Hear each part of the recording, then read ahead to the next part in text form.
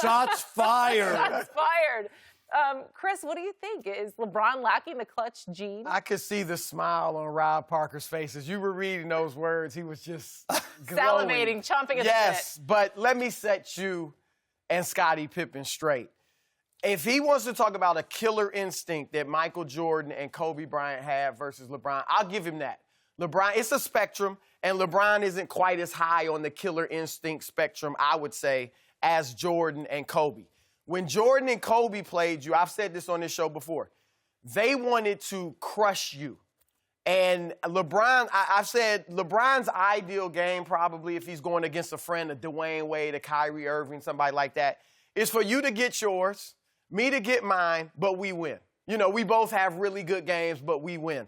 Whereas I think Jordan and Kobe, it was like, I want to shut you out. I want you scoring 6 points while I get my 40 and we win. So I'll give Scottie that. But clutch gene, no. I'm sorry. Like, there's been this narrative about LeBron really throughout his career that he isn't clutch. And you're going to sit here, I know, and talk about feelings and talk about what you see and talk about perception and psychoanalyze LeBron as if you know exactly what he's thinking. He's afraid. He's this or that, when we really don't know what's in his head. All we can go by objectively are the facts. And here are the facts. On potential go-ahead shots in the final 5 seconds of fourth quarter or overtime for their career. All right? Potential go-ahead shots in the final 5 seconds of the fourth quarter or overtime in the playoffs. That's the biggest moment, the playoffs. Michael Jordan, 5 for 11. That's 45%. He hit 3 buzzer beaters. That's pretty good. LeBron James, 6 for 13. 46%. Hit 4 buzzer beaters, and you're going to poo-poo last year's against Indiana. The game was tied. The game was tied. There was no pressure. Okay, 3 of LeBron's 6 game-winning shots, because 4 were buzzer beaters, but there were 2 more with like 2-3 seconds left. 3 of the 6, they were down. So there was pressure. 3 of the games were tied. You miss, you go in overtime. 3 of the games, you're down, you miss, you lose. So LeBron James has not only hit a higher percentage than Michael Jordan. What'd you say the percentage was? What was the difference? 46% to 45%. Okay. He's not only hit a higher percentage, he's hit more, and he's taken more. So if he was scared, why is he taking more? Now, Kobe, we don't have all that. He played in more games than Yeah, but it's close. So he's taking more, though, right? And he's hit more buzzer beaters. I'm just asking. Okay. Okay, that's your best you can do? No, okay. I haven't started yet. Yeah. You ain't gonna start. Mr. All right. Anyway, these are facts. Go ahead. Kobe, the last such shot Kobe hit of that kind was 2006. 2006. His last 6 attempts in those situations, he missed. Now, I'll give it, Kobe will take it every time, but he missed most of them. And when we think about the Kobe Shaq era, that we think about who's taking the last shot and we kill LeBron if he doesn't take the last shot. We think of the Derek Fisher .4. We think of the Robert Horry Sacramento. What shot by Kobe do you think of in that era? Great baskets, great shots, all that. We even think maybe of Ron Artest, the three-pointer in the corner against Boston. And I'm not saying that to take anything away from Kobe. Yes, you are. I'm just saying if you put LeBron in that same exact situation and it was Horry, Fisher, Artest doing it, we would be killing him. He's scared. He doesn't want to go to the free throw line. He can't handle the pressure. One last thing before you try to combat this. The last 2 minutes of fourth quarter overtime games, regular season and the playoffs, all shots. LeBron shoots 44%. Kobe, 40%. Michael Jordan, who we all think is clutch, 38%. Free throw line, where LeBron struggles. He shoots 75%, Kobe 84%, Michael 77%, regular season and playoffs. Oh, not playoffs. Michael Jordan 77%. The other one was playoffs. Okay, three-point shooting. I won't even count Jordan because that wasn't big then. He shot 16% in those situations from 3. Kobe shot 26%, LeBron 27%. So this notion that he's not clutch. Okay, if you want to look at his facial expression, and I know you study psychology and all that, oh, he's scared. You can see, look at his body language. Go ahead. But these are the facts. I got you. But the only problem with, and I see all your stats, it's not like he's running away with it. I'll give you that. They're close. No, he's winning. That's all. But when you talk about, and last year was the perfect example. This is what people have watched about LeBron and why there's an issue and why people react to him. And you know this, Chris, because you've talked to many NBA players who always even want to nudge Kobe. Forget, I'm more about Jordan, but they'll nudge Kobe ahead because even though you gave me the numbers, it's still about, does the guy really want to make that shot and have the ball in his hands? Last year, does he want to make it? Game one. I think you want to say, does he want to take it? Take it. Game one, last year against Golden State, LeBron was having the most unbelievable playoff game we had seen. 51 points. He was, nobody could stop him. They come down to the end of the game, and he has Steph Curry in front of him, a mismatch, right? LeBron James could not be stopped that night. That could have altered the entire series where LeBron steals that game, game one in Golden State. He passes to George Hill, who, of course, misses one of the 2 free throws, and they wind up losing. George Hill for a layup, right? Well, no, George Hill, he didn't get a layup. You say it was open, he got blocked or fouled, so it wasn't an open layup, as you like to say. If it was an open layup, he would have made the layup. My point is, there have been way too many of those moments where he winds up passing the ball in those spots. That's what people, it's not only about making it, it's about taking it. And when you look at a guy like that, you go, he can't be stopped at the basket or the rim if he wanted to take it in. But then if he's fouled, he's got to make free throws. I would love to see what your free throw, you gave me regular season and playoffs.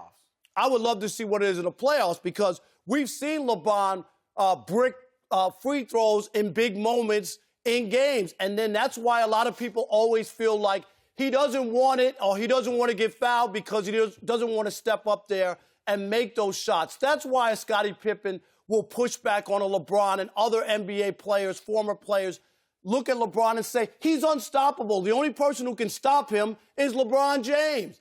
And I don't want to hear like, he's the greatest player on the planet, but he's always, well, he made the right basketball play. Even if it doesn't work out, it's always, he made the right basketball decision or basketball play. No, sometimes I want my best guy to take that shot, even if he doesn't make it. I'd rather the ball be in his hands and the game, either a win or a loss, and LeBron James is going to dictate it, not George Hill trying to make a free throw. Well, he's an 80% free throw shooter. Not in the playoffs or the finals when the game is on the line. I'd rather have LeBron there making that shot, making that play. And that is why LeBron doesn't get the respect and the perception. I'm talking about the respect of when people say he's not a killer or have that instinct. I have the privilege. I've been covering the NBA since 1987. I was there. I watched Michael Jordan throughout his entire career, sat courtside, was there in Cleveland when he made that game series-winning shot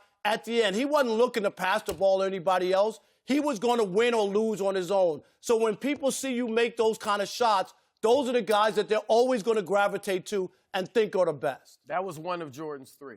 LeBron James definitely has the clutch gene. And when we talk about the clutch gene, it just looks different. Chris, you alluded to it.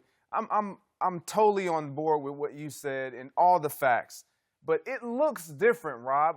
When we say killer instinct, Chris already made that point. Yes, Jordan and Kobe, the way they went after it, the tenacity, the way they just wanted to devour their opponent. Do we see that in LeBron? No, we don't see it. But does he want to do that? I'm sure he does. But the era of which LeBron has grown up in versus those two, specifically MJ, he played ball with all of these guys. They're friends. They're basically brothers. Dwayne Wade, Kevin Durant, we see them together all the time in the offseason. So they have a rapport and a respect for one another. Does he want to win? Of course. And has he done it?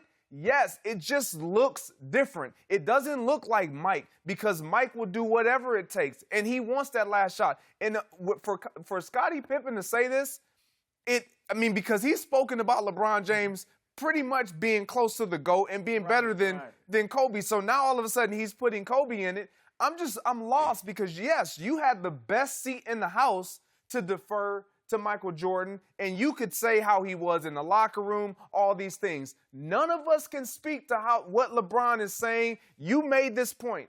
We don't know what's going on in his mind. I'm sure if he had a wide open shot, he would take it every time. But LeBron, the way he's built, we saw it from day one. He's going to facilitate. He's going to take the best option. And we say, LeBron, he's physically dominating on opponents. He should just take it to the rim. He should make the layup. That's not always the case when you've played 44-plus minutes every single night and you're fatigued. Yeah, but the only problem, Greg, is that if he wasn't 3-6 in the finals, and there were situations, I'm telling you, that if it was different, if you told me that LeBron was 8-1 and he was facilitating and giving it to other people and they won all the time, people would look at it differently. But that's not the case because he hasn't won. Even he has won. Well, but you know what I mean. At the clip that people think if he's the greatest of all time, he hasn't won at that clip. What was the other one where he passed the ball